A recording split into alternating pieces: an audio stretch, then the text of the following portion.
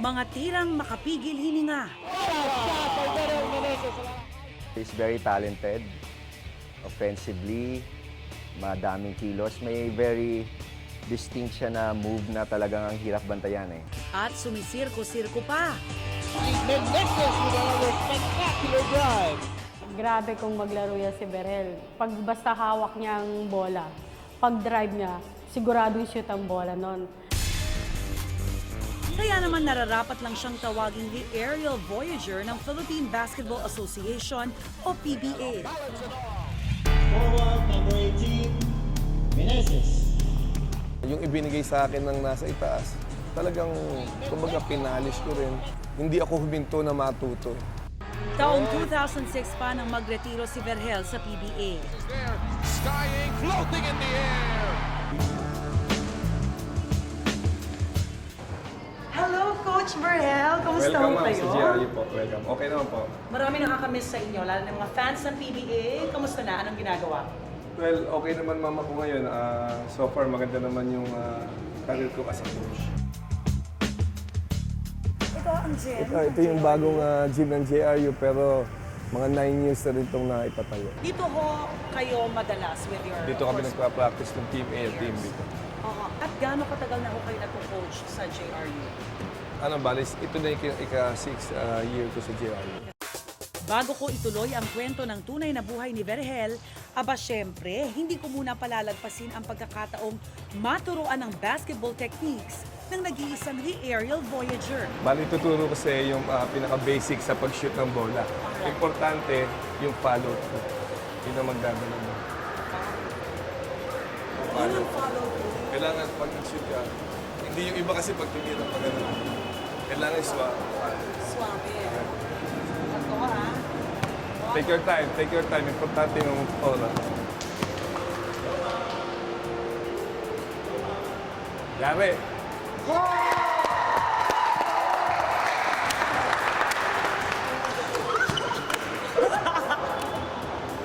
Parang sak na sak yan ah. Bigless talaga. Si Berhel Meneses ay isang Bulakenyo at anak ng mag-asawang negosyante. Ikatlo siya sa 4 na magkakapatid. Ano ang pangarap niyo nung bata kayo? Nung bata ako talagang gusto kong maging isang basketball player kasi idol na idol ko nun yung Chris pa. Philip Cesar, yung kapatid ko, si ate ko naman. Sabi na yung magkapatid na, sige, sundan natin sila, maging ganun din sana tayo pagdating ng araw. Lumaki kami ng barkada kami eh.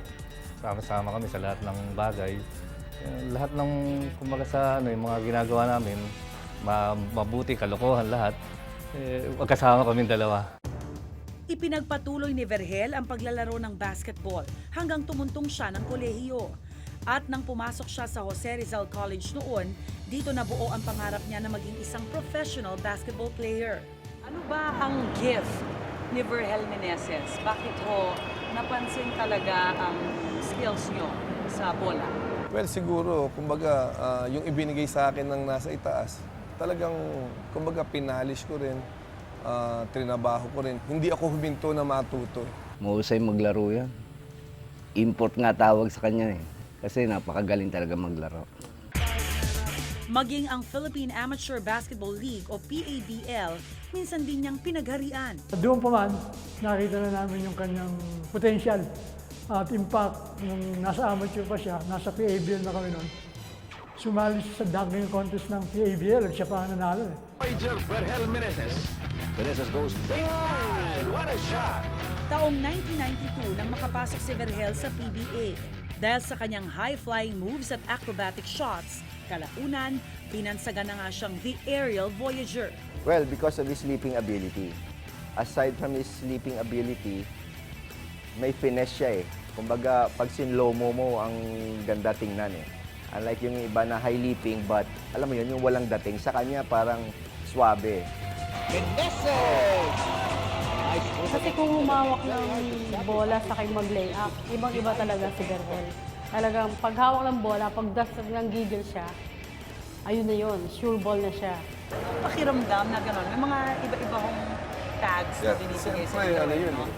Iba para sa akin yun eh. Parang big achievement din yun eh. Kasi bihirang-bihira yung mga binibigyan ng moniker sa PBA. Bihirang-bihira. Sa loob ng 14 na taon, ilang kampyonato at personal awards ang nakamit ni Vergel. All the way. Aerial Voyager completes the journey. Pero noon ngang 2006, nagretiro na siya sa larong basketball. Para sa inyo, what would be the best moment of your career in the PBA? Sa akin, yung siyempre winning a championship. Eh, di ba? At the same time, siyempre, you meet a lot of people. Yung mga players mo, nagiging barkada mo.